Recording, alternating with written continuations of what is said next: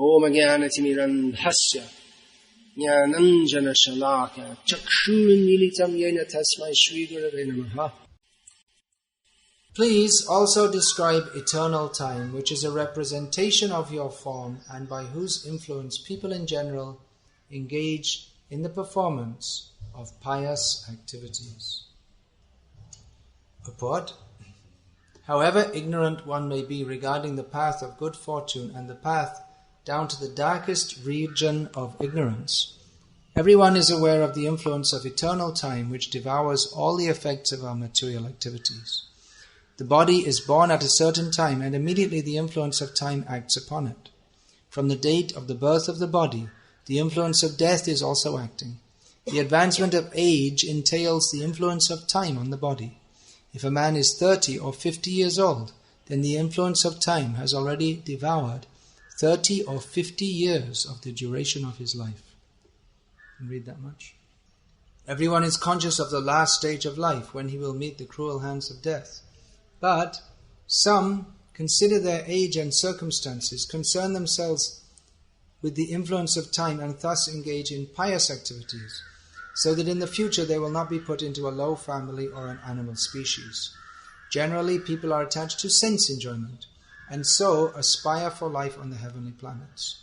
Therefore, they engage themselves in charitable or other pious activities, but actually, as stated in Bhagavad-gita, one cannot get relief from the chain of birth and death even if he goes to the highest planet, Brahmaloka, because the influence of time is present everywhere within this material world. In the spiritual world, however, the time factor has no influence. By reading this verse and purport, we become more aware of the influence of time. We thank members of the congregation for coming here this morning to hear Srimad Bhagavatam class. It is a proper use of time. This time is allotted according to the British system. It's a day of rest. So mostly people rest at this time, on this day. Actually, the British system is Saturday and Sunday, but in India it's become Sunday only if you're lucky. So people don't have much time. They only have usually 1 day a week free to do what they want to do. So they want to rest and enjoy themselves, both things. But you can't do both things, so they have to share the time between resting and so-called enjoying themselves. But for people who are working hard all week, on Sunday morning at this time, it's usually still resting time. It didn't used to be like that in India. In India, everyone used to rise early. On Sunday morning, we used to go out regularly for doing Harinam Sankirtan. Early in the morning, 6 o'clock, like that. But nowadays, I remember, it was years ago in Gujarat, we found that no one's up anymore at that time on Sunday morning. Everyone's asleep. You knock on the door to give them books, and either no one replies or they come out all annoyed. Why are you waking us up? So due to the influence of time, the culture is changing. Kalasya Ishvara Rupasya. Here it said, in relation to the form of the Lord, who is time. The function of time is to change everything. The beautiful young woman of today, after 20 years or 30 years, will be not very beautiful, as youth is fleeting. Fleeting, you know that word? It means kshanik. You know that word? You know, no. It means it's just lasts for a moment. You know that word? Kshanik. Kshana means a moment, and kshanik means momentary. And something that's quite ugly may become more beautiful also. The not very beautiful caterpillar can become a very pretty to see butterfly. But due to the influence of time, as that butterfly flutters by, some lizard gobbles it. This is all going on by the influence of time. And the influence of time is an important part of modern scientific speculations also, as we can see from this poster here, which is referring to Darwin's theory, that Darwin's ancestor was a monkey. That in course of time, the genetics, Darwin hadn't heard of genetics, but the bodily features that were, the bodily features of the monkey over many generations gradually became transformed into that of Charles Darwin. This theory has had a profound effect on the whole way of thinking of the world. And because it has affected the way of thinking of the people of the world, it has also affected their activities. If we think that everything is going on by chance, and just within time everything goes on by chance, then we don't feel any need to act in a responsible manner. If we think there is no controller who ordinates, gives directions according to the time, then we think, well, there's no one to punish me, so let me just do whatever I like. From the theistic point of view, the Vedic theistic point of view, Charles Darwin's theory is inevitable due to the time we live in. That in Kali Yuga, such propagation of atheistic theories it's a natural part of the sequence of events. So in Vedic science, it's also accepted that everything changes in course of time. But that is under the control of the Supreme Lord. The atheistic theory is that everything is changing in course of time just due to chance. And the Vedic theory is that everything is changing according to direction, ultimately under the direction of the Supreme Lord.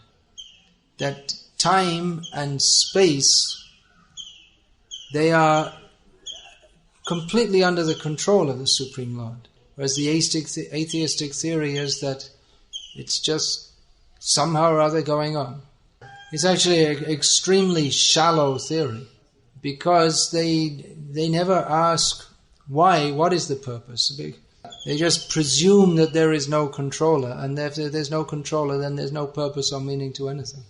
So the idea that everything, the universe came into being by chance and life came into being by chance, it's not very intelligent. Every philosophical theory accepts some axioms. The so-called scientists, the atheists, they say, well, why should you believe in God or a controller? But they also have faith in certain axioms. Otherwise, the theist believes in the axiom that there is a supreme controller, and the scientist takes it as an axiom that there is no supreme controller. Now, axiom means it's so obvious and clear that it's not even discussed. It's just accepted. Just like when we see someone, we know they must have a father and a mother. If we ask someone, where is your mother? We just presume. It's not. We never even think, well, do they have a mother or don't they have a mother? You don't expect someone to answer that, well, actually someone was ploughing the field and I came up out of the land like Sita. You don't expect them to answer like that. Or that I was born from a lotus, like Brahma. So, I'm saying this evolutionary theory, it's very shallow, because they only give postulates at a certain level. They say that, man has descended from monkeys because the man is a more evolved species than a monkey. And due to the struggle for survival, the survival of the fittest, therefore the most competent, if there's any mutation, then the most competent, they survive and they prosper. Doing pretty well to translate all this. Must be well evolved. No equal words. No, because they don't have such silly ideas in Indian languages, because they come from Vedic philosophy. All these ideas have been evolved in Western terminology. That's what I was saying I think that was in Chennai I was saying, this idea, what's the word for reasonable in Tamil? There is no real word. We came up with something in Bengali, what was it? Tarka Sangata, and in Tamil they came up with something nyai or something, but there's no actual word. There's no direct word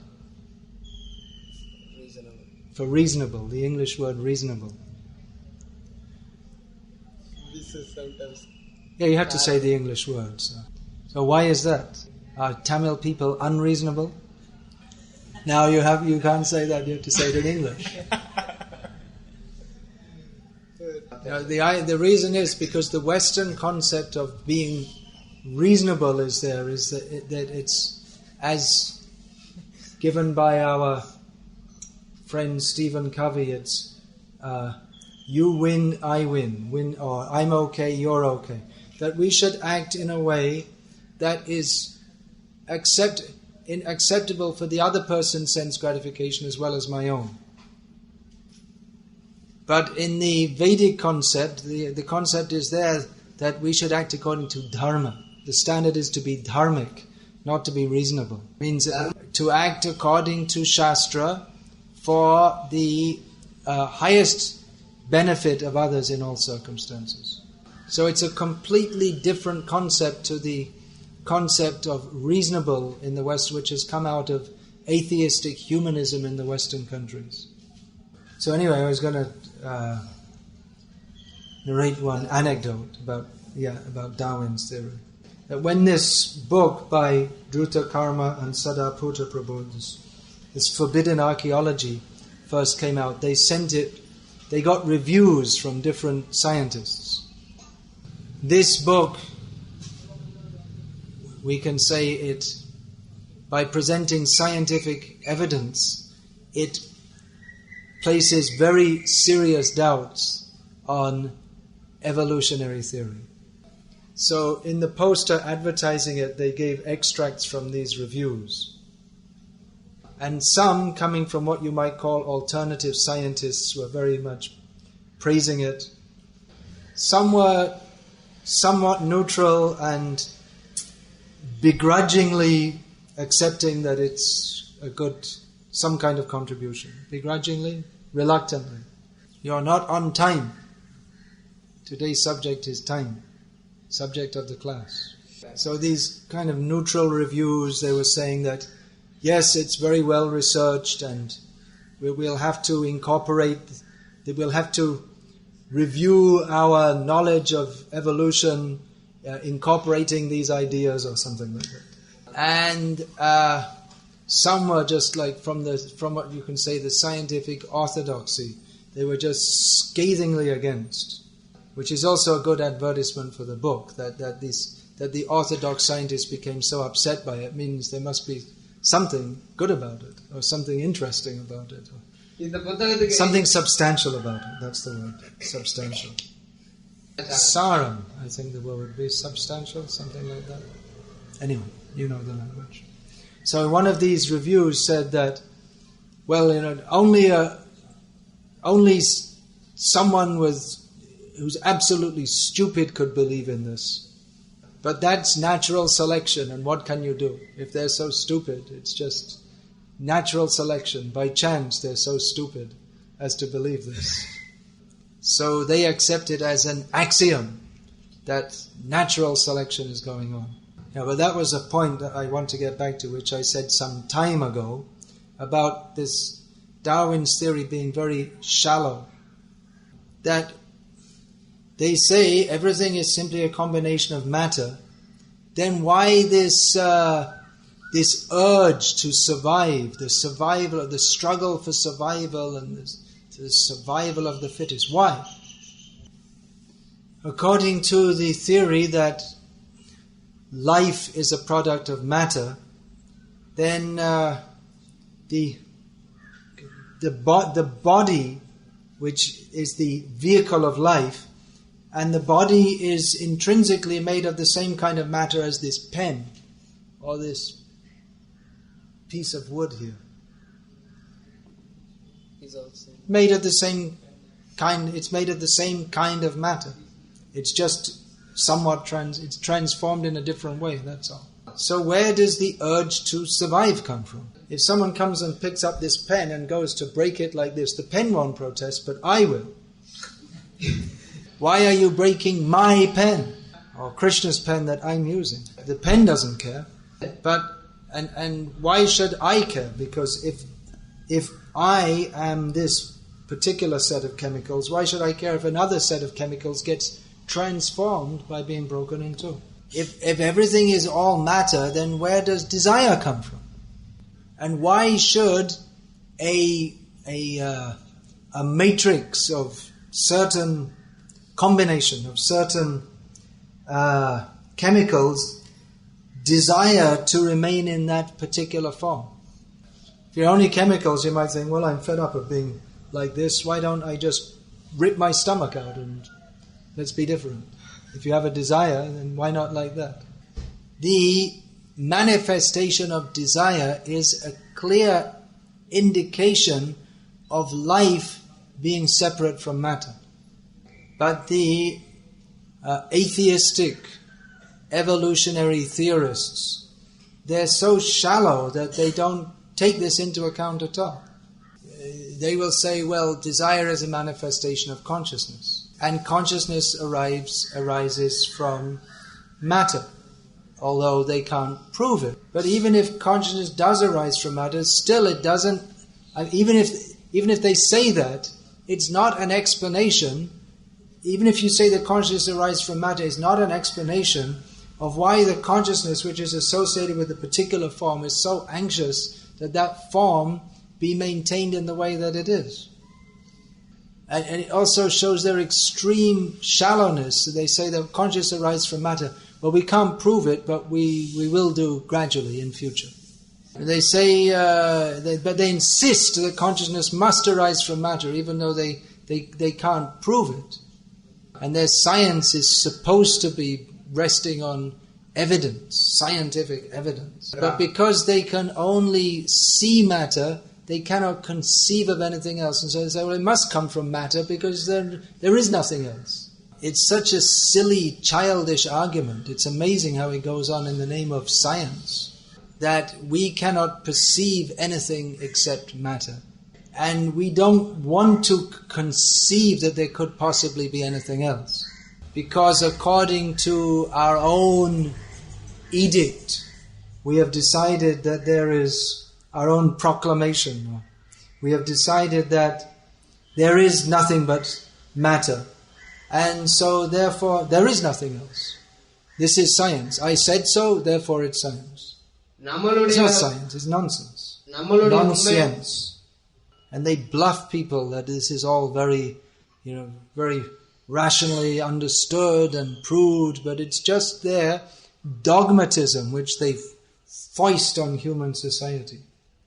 But that, again, is due to the influence of time. Kali Yuga. But within the dark Kali Yuga, there is a time called the Golden Age, when Chaitanya Mahaprabhu appears. Kali Kukur Kodon Dodi Chaure, to chase away the dog of Kali Yuga. That all atheistic theories should flee away by the pure light of Bhagavad philosophy. Kalo nashta drishamesha purana kaudhanoditaha. This Bhagavatam is the sun that drives away the darkness of persons who have lost their vision in this dark age of Kali Yuga. Srila Prabhupada perceived how this scientific supposed monolith, there's no word for monolith in Tamil, colossus, You know what I mean? It means like a huge thing which looks like it's just so big that we can't overcome it. It's just overwhelmingly big. It was all based on bluff. And Prabhupada wanted to show through Bhagavad philosophy how it's all a bluff and reality has to be understood from Bhagavatam. Prabhupada made his introduction to the Srimad Bhagavatam an overview of the Leela and teachings of Chaitanya Mahaprabhu. Because one cannot properly understand Bhagavatam without the teachings of Chaitanya Mahaprabhu. The whole subject of Srimad Bhagavatam is only revealed by Chaitanya Mahaprabhu. Bhagavat means that which is in relationship to Bhagavan. So the Bhagavatam, there are 10 subjects, of which the last one, or the ultimate, or the one which includes all the others, is Ashraya. So generally the people understand that the subject matter of Srimad Bhagavatam is Krishna. So that's true. Krishna is the Ashraya of all living beings, the shelter of all living beings. But in Gauriya understanding, Ashraya Tattva is not Krishna. Krishna is Vishaya Tattva. He is the subject matter of understanding. Actually, Vishaya here, Vishaya means, when Krishna is referred to as Vishaya Tattva, means he is the object of prem, which is the subject matter of Srimad Bhagavatam. Srimad Bhagavatam begins, Dharma projita kaitava atra paramo nirmatsaranam satam. This Srimad Bhagavatam kicks out all cheating religion. It is meant for the topmost Paramahamsas, those who are free from all envy. Vedyam vastavam atra vastu. This is the actual subject matter of the Vedas. So that, what is this? Kaitava dharma. This cheating religion. That is analyzed by Srila Krishnadas Kaviraj Goswami in Sri Chaitanya Charitamrita. No one can properly understand Srimad Bhagavatam without understanding Chaitanya Charitamrita. So he analyzed, what is this cheating religion? Dharma, artha, kama, moksha. What those who are generally considered dharmic, they consider to be dharma. Dharma means accompanied by artha, kama, moksha. This is what is taught, what is generally understood to be taught in the Vedas. But according to the Srimad Bhagavatam, this is all cheating. Because this Chaitanya Mahaprabhu has revealed that the real necessity, the prayojan of all living beings is prem, love of Krishna. So Krishna is the Vishaya, he is the subject of that love of prem. Krishna Vishayak prem param purushartha jara age chunatulla chari purushartha.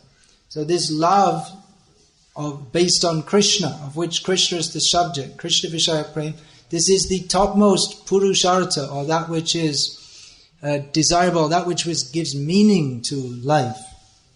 Jara age chunatulla chari purushartha, in comparison with which, this Krishna prem, in comparison with which dharma, artha, kama and moksha seem like straw. So, dharma, artha, kama and moksha, why is this considered cheating? It's recommended in the Vedas, or at least apparently so. It's so much better to be dharmic than adharmic. It's much better to be dharmic than one can go to the heavenly planets, not suffer hellish punishment. Why would anyone want to be dharmic rather than adharmic and go to hell? But according to the Srimad Bhagavatam, it's all cheating. Because it gives a sense of well-being, or the word is used here, kushal, well-being to the jiva, when actually it's far, far, far away from his genuine well-being, which is to attain Krishna prem. So it's very difficult for people who are caught up in the cheating mentality to understand this. Just like if someone says that, oh, this person is a great philanthropist, he opened so many hospitals. And we will say, completely useless, he's just a fool and a rascal. And people will promote India, we should work together for the benefit of the country and make India a superpower. And we say, all nonsense. There was some great saint lady in Calcutta who did so much to help the people, and we say, she didn't help anyone, she was just another foolish, useless person. There's some very nice man based in Bangalore. He has a long beard and he's always smiling, and he teaches the art of living and his aim is to put a smile on everyone's face. Isn't that wonderful? And we say he's a number one cheater and rascal and nonsense, and he's going to hell with all his supposed followers. So people can't understand this. You say, well, these people are all very good. They're helping people.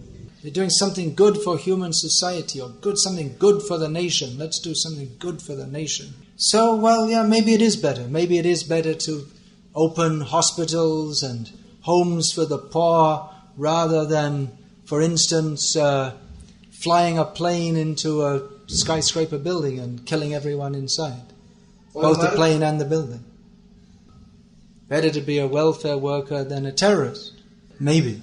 I mean, there's one mission in Calcutta which has hospitals and helps the poor, and it funds itself by having chicken farms, so they're terrorizing the chickens. Anyway, we say it's all useless, waste of time, nonsense, foolish, rascaldom, cheating, etc. Why is that? Because the promise of doing good to others by making them feel happy in the material existence where they are forced to suffer repeated birth and death, it diverts the jiva away from our real prayojan, which is love of Krishna, which is the only really beneficial path for the jiva. So prem, Krishna prem, that is our prayojan, that is our necessity, that is taught by Chaitanya Mahaprabhu. And everything else is insignificant in relationship to that, and is actually cheating in relationship with that. So Krishna is we can say is the subject matter of Srimad Bhagavatam, but more so Krishna prem, the subject, to understand Krishna prem, this is taught in Srimad Bhagavatam. Of course, not taught but revealed. You can't teach prem, but it's revealed. So in Srimad Bhagavatam, very clearly, more than manifestly, which is not so clear in other shastras, the subject matter is not just Krishna, who's very great and very powerful, but what is love of Krishna. So the ultimate subject matter of Srimad Bhagavatam is ashraya. So that ashrayata, Krishna is the Vishaya, he is the Vishaya, he is the subject of love, and the shelter of that love, or the possessor of that love, is Srimati Radharani.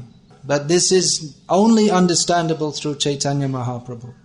Others, they will not accept this. They will say, well, Radha's name is not even there in the Srimad Bhagavatam. Yeah, well, that's why we need to understand Bhagavatam through Chaitanya Mahaprabhu. Otherwise, if we read the whole Bhagavatam and become a great scholar of Bhagavatam, but we don't find Radha there, then we missed the whole subject. So, Srila Prabhupada, he presented Srimad Bhagavatam through the teachings of Chaitanya Mahaprabhu. Of course, the concept of Krishna, the supreme lover, and Radha, the receptacle of love, this is way, way above the people who are thinking in terms of Darwin's theory. This Darwin's theory, or the theory that the universe comes into being by chance, this whole idea of chance that destroys people's theistic tendencies. So that even this Srimad Bhagavatam, which is given by Vyasadeva to give the highest knowledge, people, because of their preconditioning or their wrong education, they can't even begin to understand it properly, because they take it as just some mythology. Ya Atmantaryami Purusha Itisyo Sangsa Vibhavaha. Chaitanya Mahaprabhu is the super soul within everyone's heart. And Shadaishvarya Purno Ya Bhagavan Saswayamayam. He is directly the Supreme Personality of Godhead. But people, how can they understand this? They're so far away from understanding what is Bhagavatam, who is Chaitanya Mahaprabhu. So Srila Prabhupada, inspired by Chaitanya Mahaprabhu, had a plan to reveal the glories of Srimad Bhagavatam and Chaitanya Mahaprabhu and completely smash the whole scientific colossus all at once. Srila Prabhupada not only conceived, he ordered that at the appearance place of Chaitanya Mahaprabhu, Sridham Mayapur, there should be a Vedic planetarium showing the cosmos, the cosmology of the Srimad Bhagavatam. And in just by this one thing, completely smash the whole modern scientific bluffing and establish people's faith in Srimad Bhagavatam and Sri Chaitanya Mahaprabhu. That should be done at Mayapur. Mayapur is not an ordinary place. It is the fully spiritual dham of the Supreme Personality of Godhead, from which the Sankirtan movement is to spread all over the universe. This planet is in the darkness of ignorance, of believing that man has descended from monkeys. And thus, people think that to live like a monkey is the perfection of life. The more they behave like a monkey, the more they think they are advanced. This is devolution, not evolution. So from the place of, if people come to the place of Chaitanya Mahaprabhu, immediately by coming there, they become influenced by the mercy of Chaitanya Mahaprabhu, influenced by the kirtan. If they can hear the message of Srimad Bhagavatam, then they can also take part in kirtan. One cannot actually perform Krishna kirtan unless he has faith that Krishna is the Supreme Personality of Godhead. We cannot have faith that Krishna is the Supreme Personality of Godhead if we think that Darwin's theory and Big Bang theory might be correct. That's why we find that nowadays it's quite common among some of our devotees that they want to compromise with the Western way or the modern way of thinking.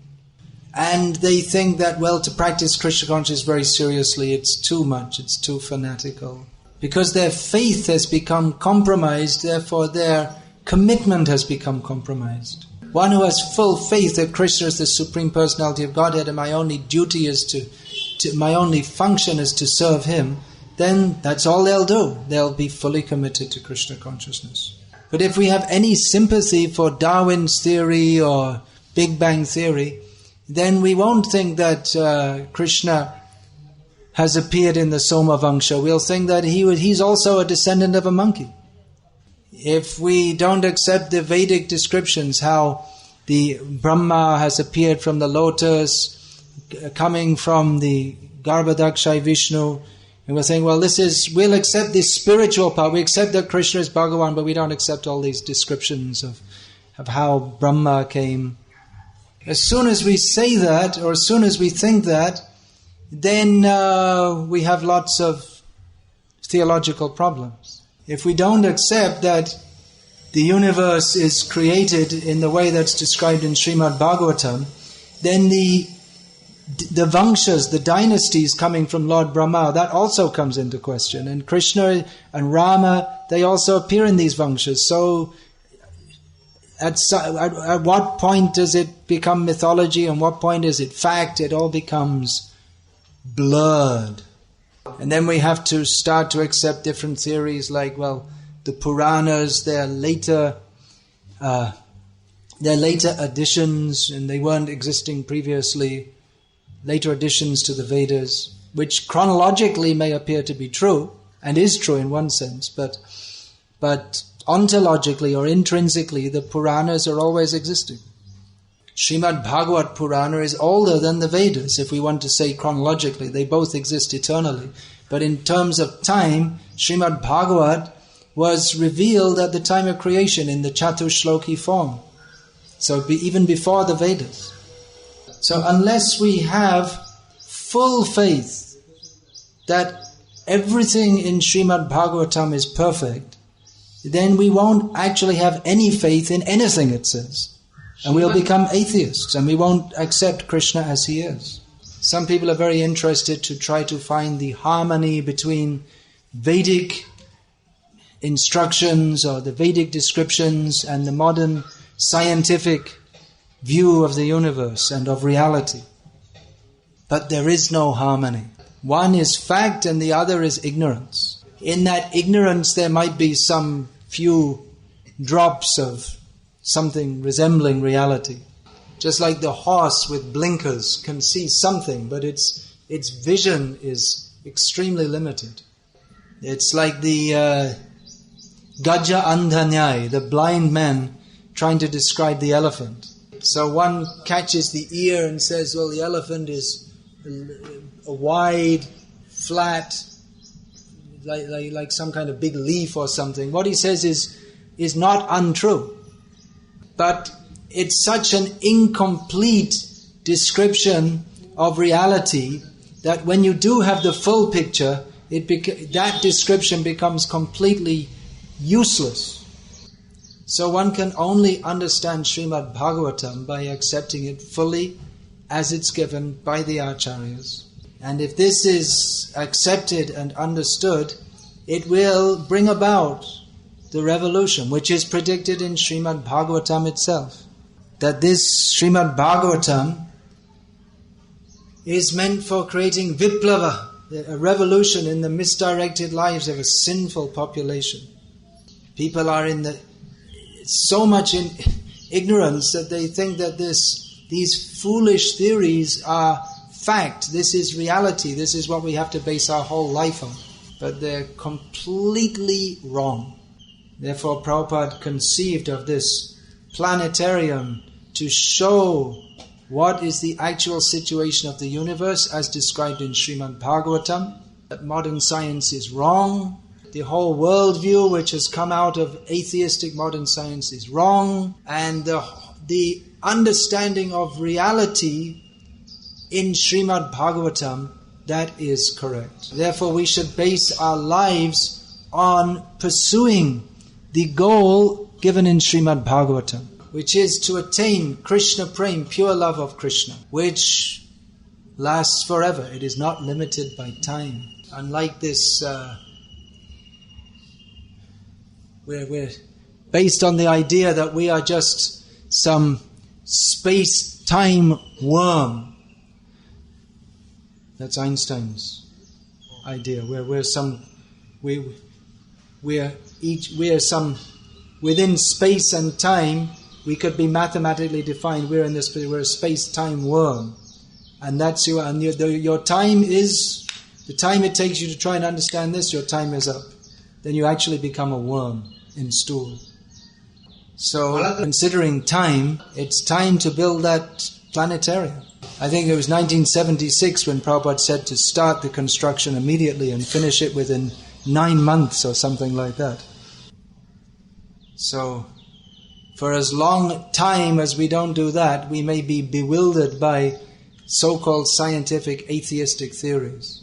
But when in due course of time that planetarium is built, then we will see a whole new era of time in human society.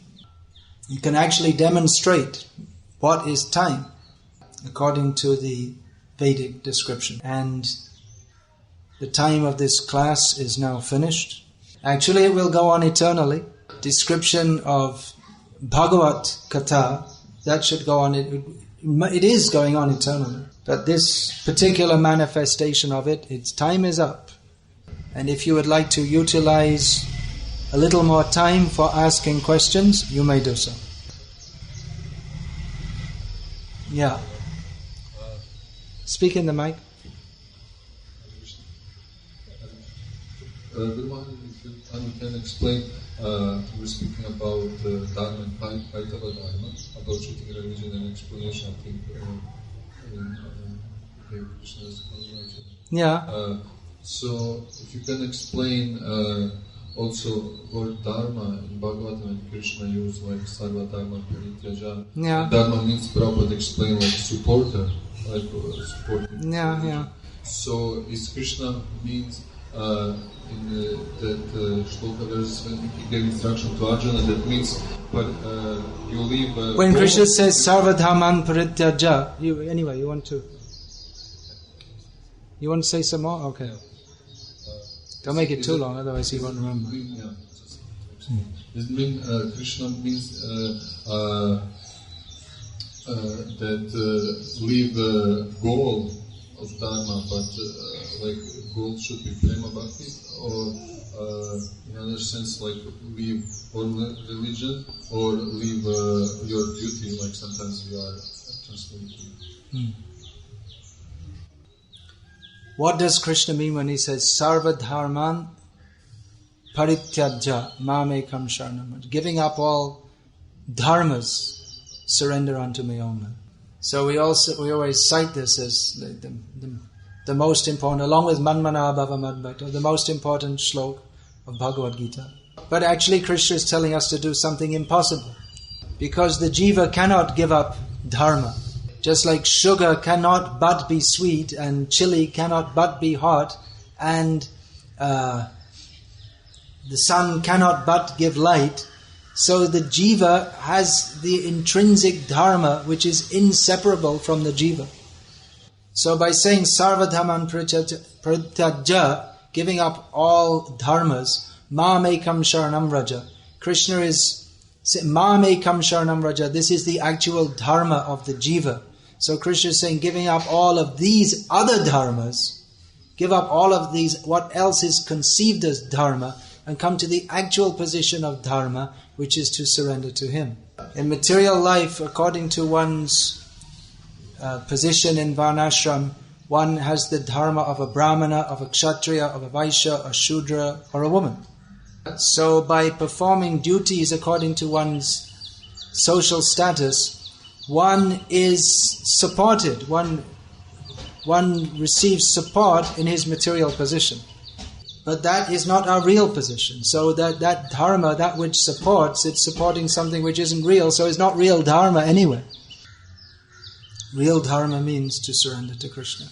And I hope that answers your question. I was thinking just in the sense that Srila Prabhupada wanted to... Speak into the mic. Srila Prabhupada wanted to establish Varnashram system which Bhakti Siddhanta started, so we are... Krishna started.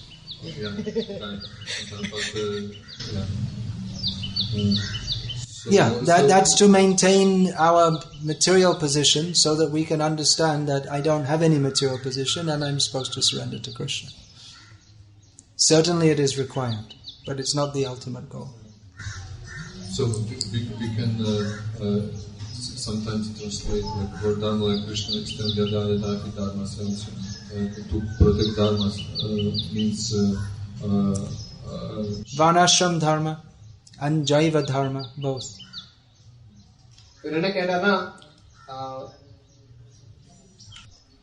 Hare Krishna, Krishna Krishna, Hare Hare, Hare Rama, Rama Rama, Hare Hare.